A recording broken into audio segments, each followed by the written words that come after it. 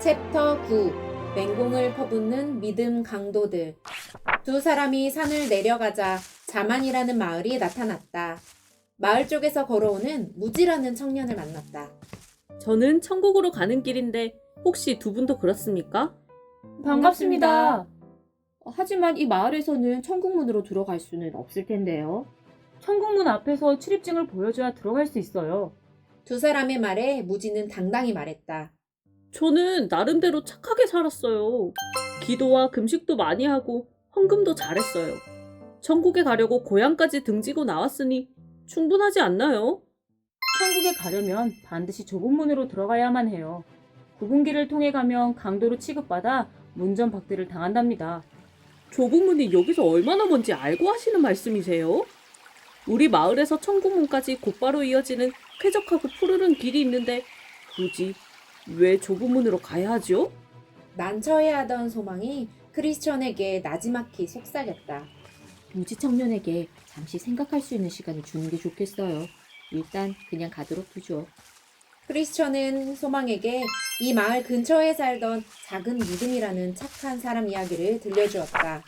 그러고 보니 이 근처에 산다는 작은 믿음이라는 자의 소문을 들은 기억이 나는군. 우리처럼 순례 여행을 하고 있던 작은 믿음은 위험한 골목 어귀에 앉아 쉬다가 깜빡 잠이 들고 말았대. 바로 그때 소심, 불심, 죄책감이라는 강도 세 사람이 나타났어. 그 세 강도는 그를 위협해 은을 빼앗고 그를 몽둥이로 때려 기절시키고 도망갔어. 다행히 새 예루살렘 성문을 통과하는 데 꼭 필요한 신분증은 털어가지 않았대. 보석 중에 보석인 증명서는 빼앗기지 않았지만 여행 중에 만나는 사람들을 붙잡고 계속 신세한탄을 했어. 그럼에도 끝까지 보물은 팔지 않았지. 그 보물이 있어야 천국으로 들어갈 수 있기 때문이야. 절박한 상황이었을 텐데 숨겨둔 보물을 팔거나 저당 잡히지 않은 게 신기하네요. 그곳에선 아무도 그게 보물인 줄 몰랐어. 작은 믿음에게는 없어서는 안 될 중요한 보석이었지만 말이야. 두 사람은 잠시 멈추어 서서 이야기를 더 나누었다. 비록 작은 믿음은 연약하긴 했지만 마음은 천국을 향해 있었어. 강도들이 득실거린다는 소문을 들으면 우리도 준비를 해야 해. 그렇군요. 그럼 무엇을 준비해야 하나요? 먼저는 단단히 무장하는 거야. 특히 방패는 반드시 챙겨야 해. 둘째는 주님이 우리와 동행해 주시기를 기도해야 해. 다윗이 음침한 골짜기를 지날 때 기뻐할 수 있었던 이유가 여기에 있어. 우리는 주님의 은혜와 선하심 때문에 이렇게 살아남을 수 있었던 거야. 말을 마친 크리스천은 다시 걷기 시작했다. 한참 걷다 보니 두 갈래로 나뉘는 곳이 나타났다. 그때 흰옷 입은 한 남자가 다가왔다. 저기 사서 뭐라고 계십니까? 천국문으로 가는 중인데 어디로 가야 할지 몰라서 망설이고 있었습니다. 아, 따라오세요. 저도 거기로 가는 길이랍니다. 크리스천과 소망은 반가워하며 그 남자를 따라갔다. 그런데 천국으로 향하는 방향에서 점점 멀어지고 말았다. 그때 고함 소리와 함께 그물이 두 사람을 덮쳤다. 잡았다! 이럴 수가. 목자들이 아첨꾼을 조심하라고 경고했는데 잊고 있었어. 우리에게는 지도도 있었는데 너무 착해 보여서 그가 아첨꾼인 줄은 상상도 못했네요. 둘이 눈물을 흘리며 후회하고 있을 때 빛나는 천사가 다가와 그물을 벗겨주었다.